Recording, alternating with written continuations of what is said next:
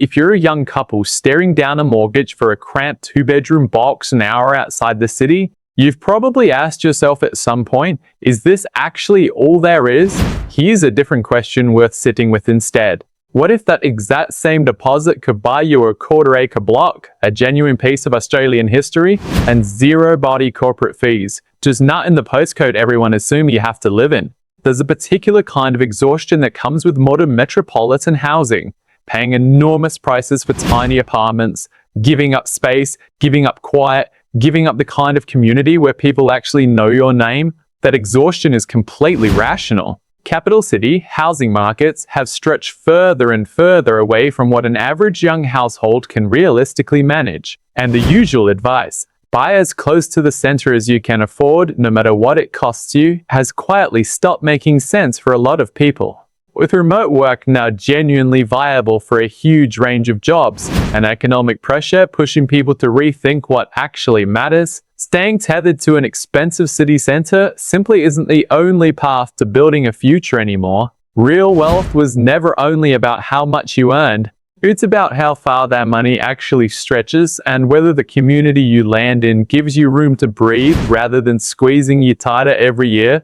So here's what we're doing today. A genuinely unfiltered countdown, pretend Australian towns where young couples are trading suburban burnout for something that actually resembles freedom, scenic appeal, real economic footing, and the honest drawbacks nobody puts in the real estate listing. All of it, town by town, starting at number 10. Kicking things off is Gulgong in New South Wales, a town that still wears its gold rush architecture proudly, with preserved 19th century streetscapes and the kind of tight-knit community spirit that's genuinely hard to manufacture anywhere else. Housing entry points here sit well below anything comparable in a capital city, and the historic charm isn't a tourist facade.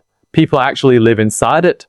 The catch is real though. Local employment options are limited, and you're a meaningful distance from major industrial hubs, so this works best for remote workers who've already confirmed solid internet connectivity before making the move, rather than anyone hoping to walk into a large local job market. Moving to number 9, Malanda in Queensland completely upends whatever mental image you're carrying of regional Queensland as dry and sunburnt. Sitting up on the volcanic tablelands, Malanda is lush, green, and genuinely cool by Queensland standards, with rich soil supporting rolling pastures and a strong dairy and agricultural heritage. Character weatherboard homes and generous acreage come at a fraction of coastal prices. The trade-off is a wetter climate than most people associate with the state, meaning higher rainfall and damp winters that demand a bit more upkeep on older homes, along with a genuinely slower pace of life that rewards people comfortable being self-reliant rather than constantly entertained. At number 8 sits Mannum in South Australia, a historic river town built directly along the Murray with limestone cliffs, a strong boating culture, and a surprisingly accessible entry point for first home buyers who want water access without a coastal price tag.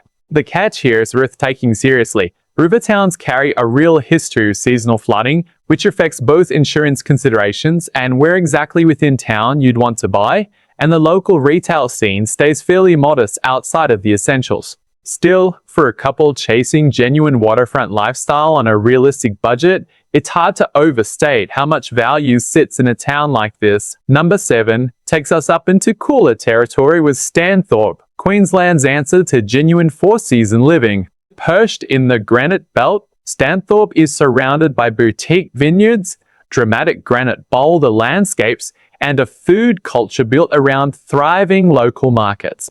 It also gets real winters, frost, sometimes even light snow, which comes as a genuine surprise to most people picturing Queensland. That means real heating costs through the colder months, and city transplants sometimes find the quieter winter stretch isolating until they settle into the rhythm of it. The local economy leans heavily on tourism and agriculture, so it's worth confirming what work actually looks like locally before committing beyond the fruit-picking season everyone already knows about. Sitting at number 6 is Castlemaine in Victoria, a town built around genuinely grand Victorian-era architecture, a thriving and increasingly well-known arts community, and direct train access into Melbourne that makes hybrid work realistically manageable. It blends country quiet with a distinctly progressive, creative culture that a lot of younger transplants find genuinely appealing. The catch is timing. Castlemaine has been gentrifying noticeably faster than a lot of comparable regional towns, which means the window of genuine affordability here is closing more quickly than in some of the more remote options further down, or further up this list. Number 5 brings us to the coast. Finally, with Moonta on South Australia's Copper Coast, proving that not every beach town comes with a multi-million-dollar price tag. Moonta offers safe swimming beaches, a strong heritage of Cornish stone cottages, and a genuinely relaxed seaside pace, all at an entry price that would barely register on the eastern seaboard's more famous coastal hotspots. Summers run hot and dry, and the local economy noticeably quiets down outside peak season, so it suits people comfortable with a slower off-season rhythm rather than year-round buzz. But if your image of coastal living has been priced entirely out of reach by places like Byron Bay or the Mornington Peninsula, Moonta is proof that affordable beach life genuinely still exists.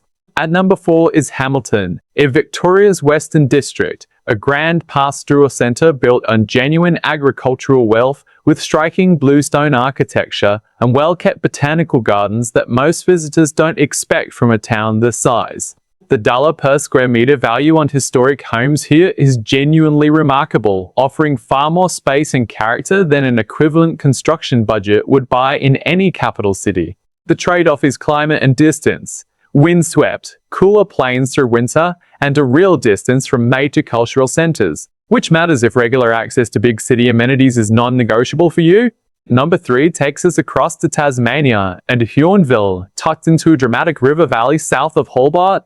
Deep gorges, established orchards, cool maritime air, and genuine proximity to Hobart's amenities without anything close to Hobart's price tag make this one of the more compelling options for couples wanting to build something closer to a homestead lifestyle or run a creative business remotely.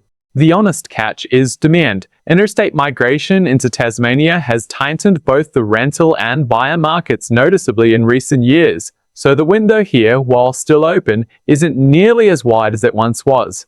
At number 2 is Narrandera in New South Wales, a riverina town defined by genuinely impressive parklands, resident koala colonies, and community infrastructure that punches well above what you'd expect from a town this size. Strong, ongoing regional employment in agriculture and logistics gives it a more stable local job market than several other towns on this list, which matters enormously for a couple not relying entirely on remote work. Inland summer heat runs intense, so decent climate control isn't optional here, it's essential.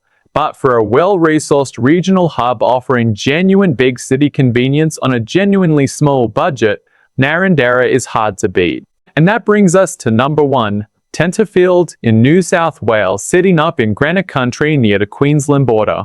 Tenterfield combines dramatic natural scenery, beautifully preserved Federation-era streetscapes, and a growing, welcoming community of tree changers who've already made this exact move themselves. Property value here is genuinely extraordinary. The kind of modest deposit that buys a shoebox apartment in a capital city can secure a striking piece of Australian architectural history in Tenterfield. The trade-off, as with most towns on this list, is a degree of genuine isolation, but for a couple willing to weigh that against real independence and long-term peace of mind, it's a trade that consistently comes out ahead. Escaping the housing trap was never really about lowering your standards. It's about looking past the overpriced capitals and betting instead on communities that actually give you room to grow, rather than squeezing a little tighter every single year.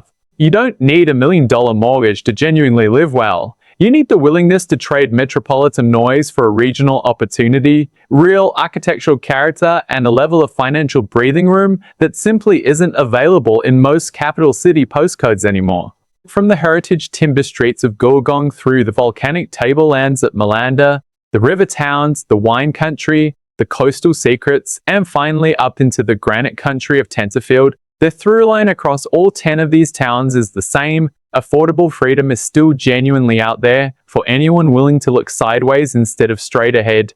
That Crab City apartment, from the very start of this video, was never the only option. It was simply the most obvious one. If one of these 10 towns genuinely surprised you, drop a comment and let me know which one. And if you're into this kind of deep dive into smarter, more independent ways of living in this country, subscribe, because there's plenty more of this still to come.